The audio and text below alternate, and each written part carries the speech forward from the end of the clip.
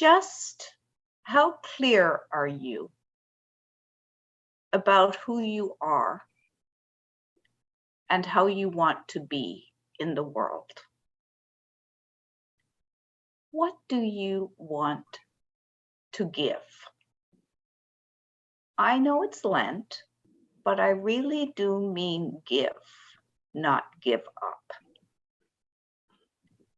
What do you want to accomplish with your life, with all the days you have left? For what would you most like to be remembered? Are these tough questions for you? Would you like some time to think about them? Does 40 days sound about right? Of course not. These are questions to occupy a lifetime. They are questions to ask ourselves again and again and again, in times when we are hungry and times when we may be a bit too full, in times when we feel like failures, and times when we are on the pinnacle of success, in times when we feel protected from every harm, and times when we know our safety net has been snatched out from under us. Who are we? What do we live for? For what are we willing to die? Our Lenten theme this year is holding on through challenge and change. I don't think I need to say more about what those challenges and changes may be. We all know. We all know only too well. The image chosen to reflect our theme this Lent is a plow. And I do want to say a bit more about that. Of course, that choice may seem obvious given our theme song, with which we will close today's worship.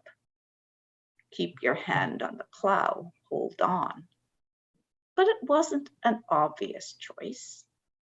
At worship committee, we had a bit of a debate about whether or not keep your eye on the prize might be a better choice of lyrics. Don't be surprised if that version pops up sometime over the Lenten season, and with some powerful arguments in its favor. I like plow, though. I like it for its earthiness.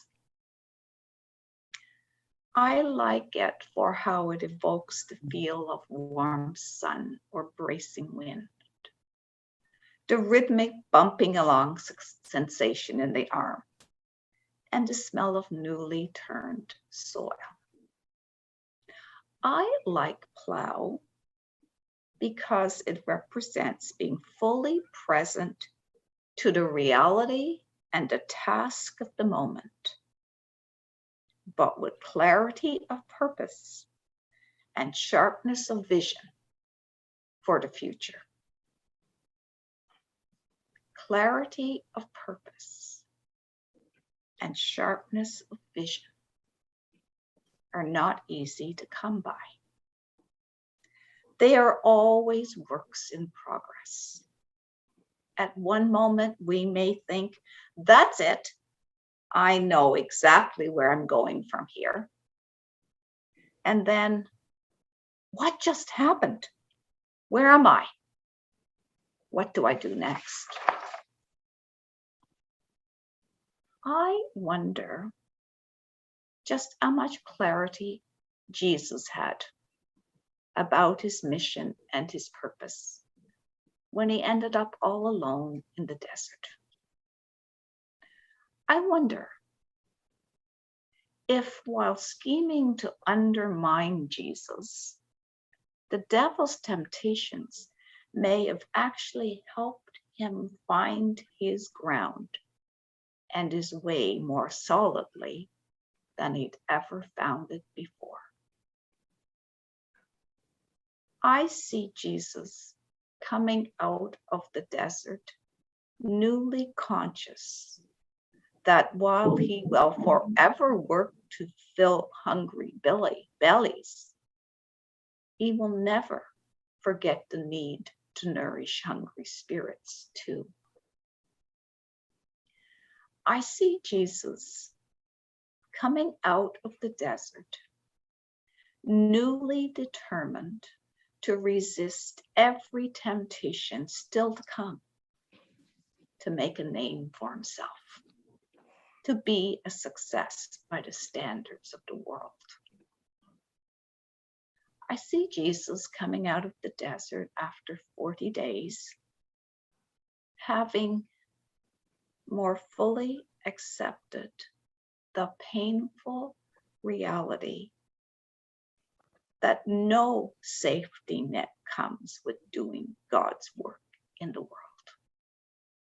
He and we must bear the weight of utter vulnerability in the face of challenge and change. Of course, we don't like that. In times of challenge and change, we humans tend to become very, very fearful. We tend to seek, to demand guarantees. We get angry. We blame each other. We turn on each other. We try to build up our own sense of safety by seeking to exercise power over others. We see it happening in so many places. Here at Holy Trinity, let's not do these things. Let's see these choices as the death-dealing temptations they are. Let's keep our hands on the plow that holds a promise, the promise of a good harvest that will feed many with the food needed for both body and spirit.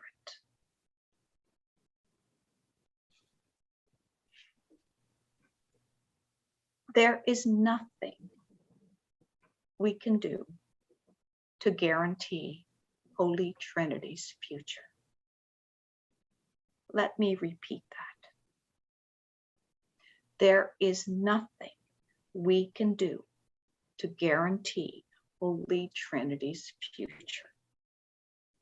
But there is so much we can do to witness to God's loving presence in the world in the present. I will end this homily with a reinterpretation of the questions with which I began. How clear are we about what Holy Trinity is and how we want it to be in the world? What do we want Holy Trinity to give to the world? What do you want it to accomplish in all the days, or however many the days it has left? For what would you like Holy Trinity to be remembered? And as we struggle faithfully with these questions, let's keep our hands on the plow and move forward in hopeful expectation of an abundant harvest. And let's use the temptations that will inevitably come our way to focus our care, our energy, and our resources more and more on the things that hold the greatest promise of a good life for all the world. Amen.